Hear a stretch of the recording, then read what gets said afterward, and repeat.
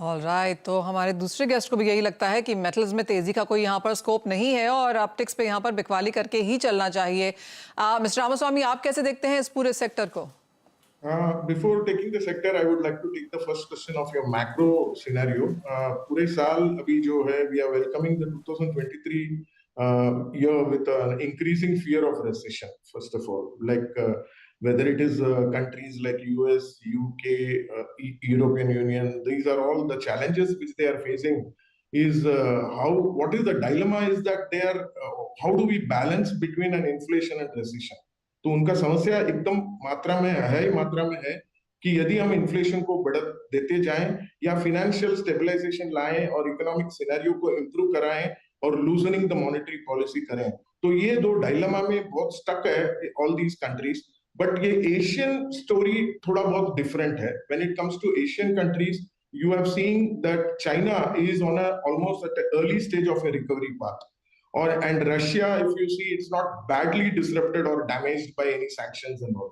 तो इस तरह जब भी हम कंपेयर करेंगे, Asian trade organisations are also getting some cheap oils, oil की तरफ भी जब भी जाएं उनका तकलीफ नहीं आ रही है।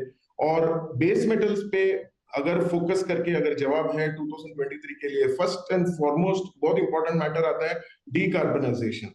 जब ये एंटायर ग्लोबल ट्रांजिशन अभी डीकार्बनाइजेशन की तरफ जा रही है, हमारे लिए तो all the base metals are going to be almost electrification metals की तरफ हम ध्यान दे सकते हैं। When we say electrification metals, we talk of aluminium, we can talk of lithium और जिंक, कॉपर वगैरह।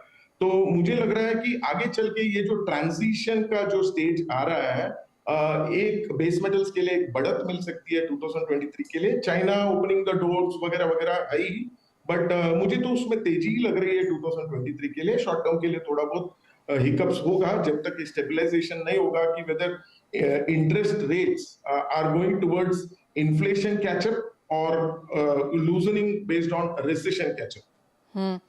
तो क्लियरली मिस्टर रामास्वामी, आपने काफी सारे मेटल्स के यहाँ पर नाम लिए जहाँ पर आपको भरोसा है कि हल्की सी तेजी यहाँ पर देखने को मिल सकती है। ट्रांजिशन एंड एनर्जी एफिशिएंसी यहाँ पर एक फैक्टर रह सकता है। तो ओवरऑल मेटल सेक्टर में किस मेटल पे फिर आपको ज्यादा भरोसा है? Copper looks to be good amongst all the metals and लगभग अभी के फिलहाल के भाव जब मैं देख रहा हूँ, it's quoting it around 715 716। हमें लग रहा है कि एक 750 तक का एक इमीडिएट जंप भी हम एक्सपेक्ट करते हैं। यहाँ से करीब 5% का तो बढ़त इसमें स्कोप है। And going forward in 2023 we would not be surprised if we can cross copper can cross even 800 mark. 800 815 तक में एक ग्रेट रेसिस्टेंस है। तो मुझे लग रहा है बेस मेटल पैक में मुझे लगता है copper can be the game changer again. Once again it can start moving up. Now right now it's slightly on a range bound and may be slight corrections here and there. 5-10 rupees का जो 1-2% का तो gap down हो सकता है, but 750 is the immediate target.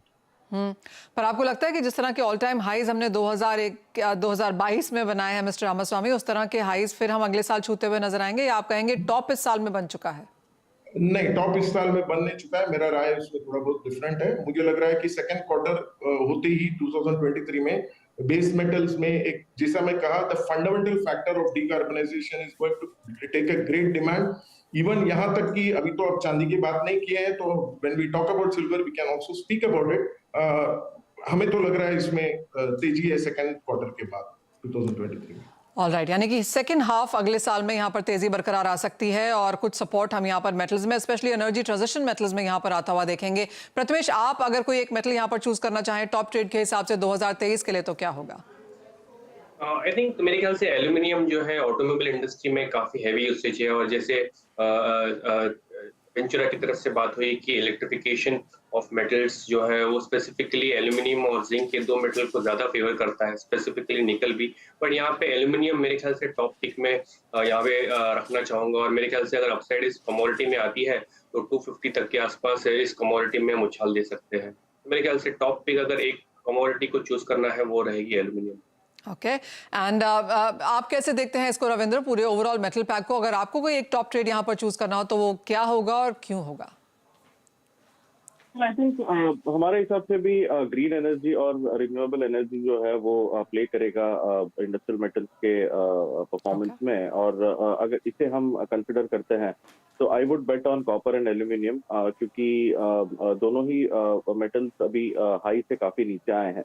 My only concern would be जो recessionary fears है, but looking at the US GDP numbers which was release yesterday, लगता है कि शायद we might miss, but still I think recessionary fears है, और recessionary fears के चलते इकोनॉमिकल सेंसिटिव कमोडिटीज जो है वो थोड़े से परफॉर्म नहीं कर सकते हैं, तो वो एक कंसर्न रहेगा आगे जाके.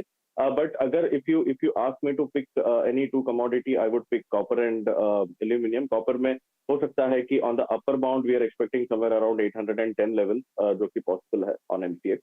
और एल्यूमिनियम की बात करें तो एल्यूमिनियम में आई थिंक अराउंड से 260 270 तक के अपर बाउंड पॉसिबल है.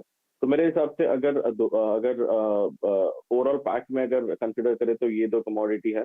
जिंक में अगर कोई एनर्जी क्राइसिस फिर से शुरू होता है तो zinc might again perform, but I think that will be very, very uncertain. But if we take the upper side of zinc, I'm expecting zinc might somewhere go around 310 to 320.